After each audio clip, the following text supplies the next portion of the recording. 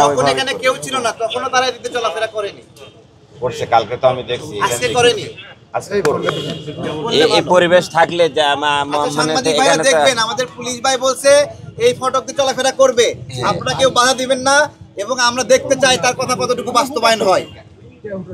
ঠিক আছে, আপনি একটু সহযোগিতা করেন যাতে বৃষ্টি না জমায়, তাহলেই করেন। ভাই আপনারা একটু সাইডে থাকেন, তাহলে এখান থেকে গেটটা যাতে গাড়ি যায় খুলতে পারে সেই অবস্থা, সেই স্পেসটা। না না, আপনি এভাবে ব্লেমিং করেন না, এটা পুরোটা ফাঁকা ছিল।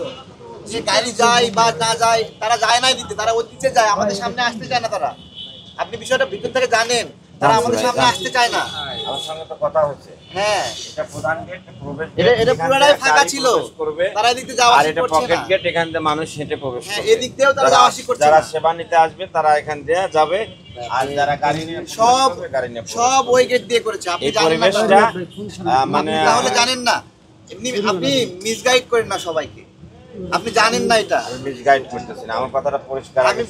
আমি বলছি আপনার বসে থাকা আমি বাড়িতে করতেছি না তো। আচ্ছা, আপনি বলছেন না এই গেট চলাফেরা করবে, এই গেট ফাঁকা হয়ে যাবে এখনই। আমি দেখতে চাই যে আপনি এই গেট খোলেন কিনা। চলবে। RICL TMX, যুগের পর যুগ স্থাপনা থাকে মজবুত। সেটাই দেখতে চাই। চলবে। আপনি এই গেট খোলেন কিনা আমি দেখবো।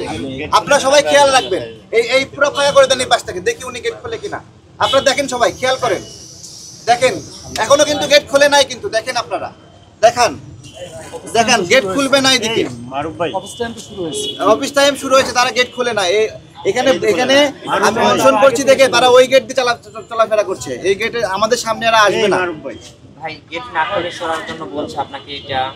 ওই তো তারাই, আমরা সকাল থেকে পুরো ফাঁকা ছিল, এই দিক দিয়ে এখানে বসে আছি দেখে ওরা আমাদের সামনেও আসেনি, ওই দিক দিয়ে সবাই ঢুকছে, আমাদের সামনে দিয়ে আসতে চায় না। হ্যাঁ, আমাদের মুখোমুখি দাঁড়াতে তারা ভয় পায়, তাদের সেই সৎ সাহস নাই যে আমাদের উপর কি জুলুম করছে। কার ফোন কলে আমাদের নিবন্ধন আটকায় দিচ্ছে এটা বলতে পারে না, হিম্মত নাই যে কোন উপদেষ্টা ফোন দিয়েছে, কোন ছাত্র উপদেষ্টা ফোন দিয়েছে। যারা আমরা রাজনৈতিক দল হিসেবে থাকলে তাদের সমস্যা হয়, এগুলো বলতে ভয় পায়, ভয় পেয়ে আমাদেরকে ফেস করতে চায় না, আমাদের সামনে আসতে চায় না, পিএস দিয়ে নিচে বলে দেয় যে উপরে যেন না আসতে পারি আমরা। ঠিক আছে, আমরা জানি না কে ফোন, ওদেরকে বলতে হবে, ওরা কাদের ফোনে এই অন্যায় করতেছে আমাদের উপরে, তাদেরকে বলতে হবে। হ্যাঁ, কোন ছাত্র উপদেষ্টার ফোনে আমাদের নিবন্ধন আটকে দিয়েছে ওদেরকে বলতে হবে। শুধু আদেশ বাস্তবায়ন করলে হবে, বলতে হবে না। আমাদের রাজনীতি হলে এনসিপির সমস্যা কি, ছাত্র উপদেষ্টাদের সমস্যা কি, সমালোচনা করব না আমরা। কথা বলার কারণে রাগ করবে আমাদের উপরে, কথা বলার কারণে, সমালোচনা করার কারণে আমাদের উপরে প্রতিহিংসাপূর্ণ আচরণ করবে, আমাদের উপরে প্রতিশোধ নেবে। তাই তো নেক, আমরা এখানে আছি, এখানে আমাদের বাঁচার অধিকার নাই।